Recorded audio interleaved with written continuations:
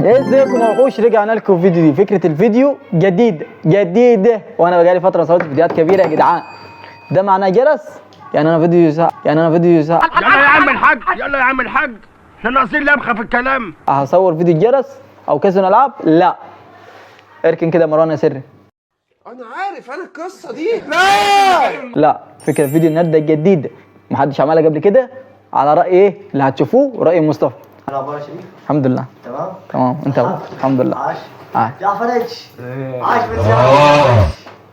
كبيرة ليك معانا النهارده. السلام عليكم.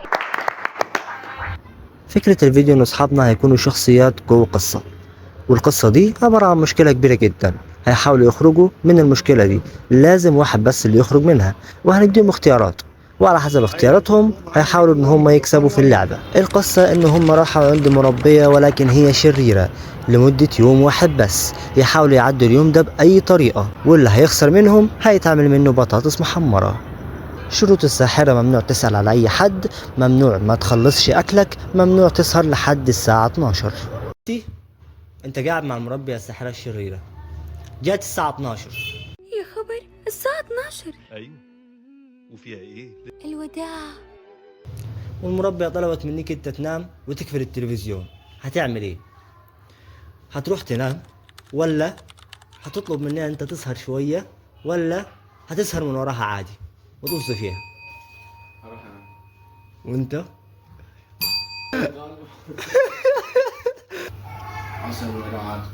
احبك انت. هتحايل عليه شويه.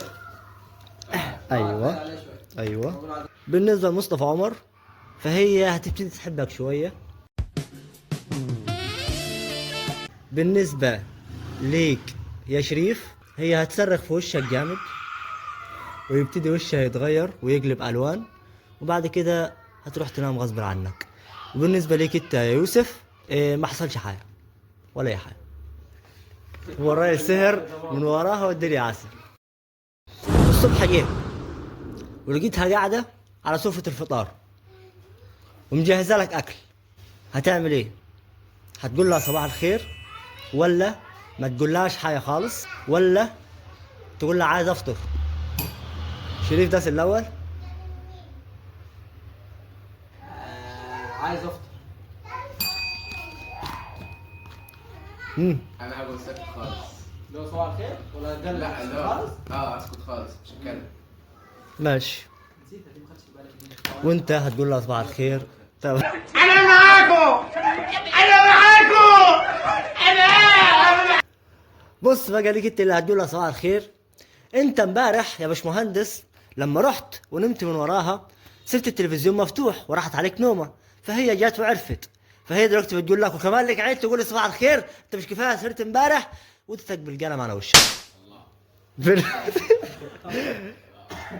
يا مصطفى عمر فهي هتقول لك انت ايه مش قاعد تصبح عليا ولا ايه؟ انت حتى نمت بدري امبارح.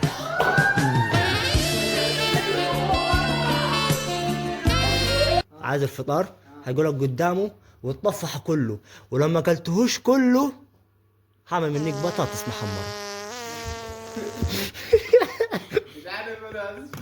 دلوقتي انت بتاكل وشبعت خلاص، مش قادر تكمل اكلك، الحمد لله. هتعمل ايه؟ كان زيت ملح الصراحة. هتكمل اكلك غصب عنك، ولا هتدي للقط مش عايز تخلص من الاكل، ولا هترميه في الزبالة؟ شريف برضه هكمل اكل غصب عني. حلو. هترميه في الزبالة؟ هتدي له القط مش حلو غصب عنك. الاكل كان فيه منون، فبالتالي انت بدأت تدوخ، بدأت يجي لك اعراض انسحاب وتقريبا هيغمى عليك. وبالنسبة للي هيدي له القط مش مين فيكم؟ لا واثقه من نفسها مش واخد بالك. هي شافت القط مش دايخ وعرفت ان انت اديت الاكل للقط، فناويالك على نونه سودا وهتعمل مني برافو عليك، انتوا مذاكرين على كده. الله.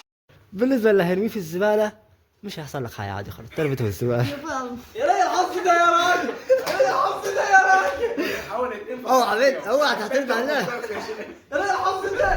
سمعت صوت غريب في الجنينة والمربية الساحرة الشريرة قاعدة في الجنينة، هتعمل ايه؟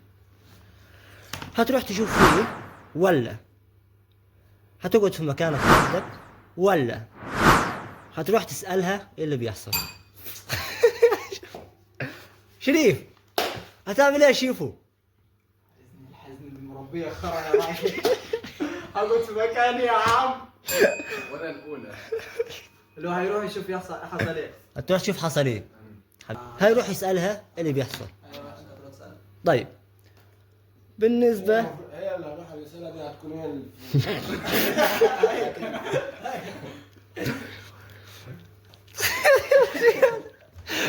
بالنسبة مش عارف ايه يا اخوانا. بالنسبة اللي هيسألها اللي هيحصل، فانت عارف ان هي مش بتحب حد يسألها، فهتخطفك وهي بتعمل بطاطس محمرة، فهتعملك بطاطس محمرة وتديك للقط مشمش وهياكلك.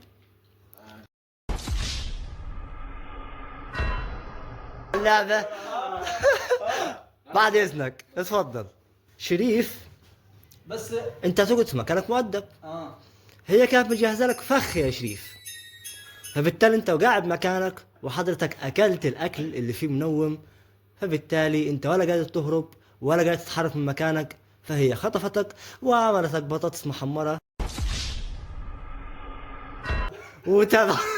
باشمهندس يوسف مصطفى عمر هتروح عشان تكتشف فيه ايه، فطبعا لقيتها مجهزه لك فخ، فهتحاول انت تهرب، بس لقيت القط مشمش شغال ياكل في بطاطس محمره، فهتحاول انت تهرب القط مشمش معاك عشان تهرب من المربيه الساحره الشريره.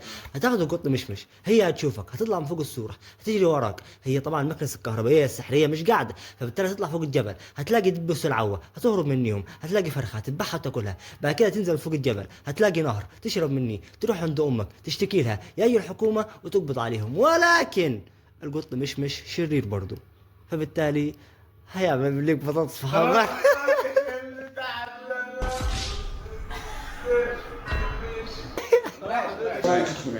بس زي ما انت شفت فكره الفيديو الصراحه انا اتحمست لها بعد ما فهمتها. برضه انت يا صاحبي خلاص تك على 500 و500 يجيب 1000 ومع بعضينا الفتره الجايه ان شاء الله هرجع اصور فيديوهات كبيره والكاميرا هتاجي ان شاء الله. فكده اقدر اقول لك 1 2 3 4 5 6 7.